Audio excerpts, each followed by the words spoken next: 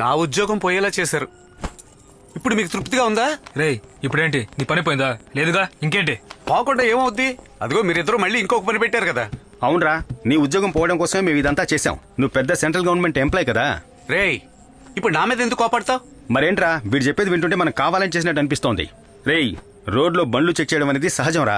ఈ బండిలో ప్రాబ్లం ఉందని నాకెలా తెలుస్తుందిరా? అవును కరెక్ట్ గా. నిన్నెవరో ఇంత పెద్ద సమస్యని బండిని వాడికి ఏమని చెప్పింది? ఏంటి, నేను బండి తీసిచ్చానా? అవును నువ్వే. ఆ బండికి ప్రాబ్లం నాకెలా తెలుస్తుంది? అదే మాట నాది కూడా. ఆ బండిలో ప్రాబ్లం ఉందని నాకెలా తెలుస్తుంది? ఈ సమస్య నుంచి ఎలా బయటపడాలో ఆలోచించకుండా మాట్లాడిందే మళ్ళీ మళ్ళీ మాట్లాడుతుంటాడు మెంటల్ గాడు. ఇక నోరు ముయ్. రే కృష్ణ, అరుణ్, మనం దీని గురించి మాట్లాడుకుంటూ ఉంటే ఈ సమస్య పూర్తవదురా. ప్రస్తుతానికి ఈ సమస్య నుంచి తప్పించుకోవాలంటే మనకి ఒకే ఒక ఐడియా ఉంది. రే బాబు, నువ్వు నోరు మూసుకుంటావా? ఏమీ పేకొద్దు. వీడి చెప్పింది ఫాలో అయినందుకేరా మనకి ఈ తిప్పలన్నీ. ఓ వద్దా? అయితే వదిలేయండి. రేయ్, ఐడియా అన్నావు కదా, అదేం ఐడియానో చెప్పరా. ప్రస్తుతానికి మన మనిషికి 2 బీర్లు కొడతాం. ఏంటది, బీరా? రే ఈ టైంలోనా నిన్ను? రే ఇప్పుడు మన టెన్షన్ తగ్గాలంటే అది ఒకటేనా దారి మనకి. మనిషికి 2 బీర్లని అలా పడుకుందాం. అదేనా మనకి ప్రశాంతత. రే వీడికి వేళాకోళం అయిపోయిందిరా. చూడు రఫీక్, నువ్వు అనుకున్నట్టు ఇదేం సాధారణ విషయం కాదు. బీరు కొడితే టెన్షన్ తగ్గడానికి. రేయ్, అరుణ్ చెప్పినట్టు బీర్ తాగితే టెన్షన్లేవి తగ్గవు. నువ్వు వెళ్ళి బ్రాందీ తీసుకురా. రే ఏంట్రా? ఏయ్ అరుణ్, ఓ సొనుగుతున్నకుండా ముందు డబ్బులు ఇవి. 2 రౌండ్ కొట్టి మిగతా తర్వాత చూసుకుందరా. ఇవ్వరా? 100 రూపాయలు వద్దన్నా, ప్లీజ్ అన్నా.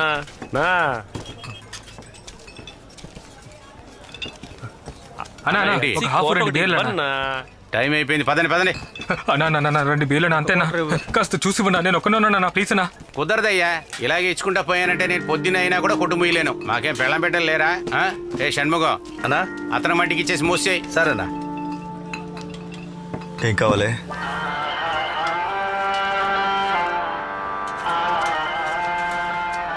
రెండు బీర్లు, ఒక హాఫ్ బ్రాండీ. కళ్ళు నెత్తిన పెట్టుకొని నడుస్తున్నావా? చూసినాడు అక్కడ ఎవరు చంపడానికి వేగంగా వెళ్తున్నావు? బాయ్, నువ్వా? ఎవడో మందు తాకి కారు గడ్డంగా పట్టి డబ్బులు కొట్టేయడానికి వచ్చాడేమనుకున్నా. ఏంటి ఆలోచిస్తున్నావు? బాయ్, ఈరోజు లీవా? మీ బండి దగ్గరికి వెళ్ళొస్తున్నావు. నేను గన బ్రేక్ కొట్టలేదనుకో ఈ పాటికి పైలోకం వెళ్ళేవాడివి. ఏయ్, గమనిస్తున్నాడు రా పదవాళ్ళు. సరే బాయ్, మేము వెళ్ళొస్తాం. బలా ఉన్న లోపల ఫోన్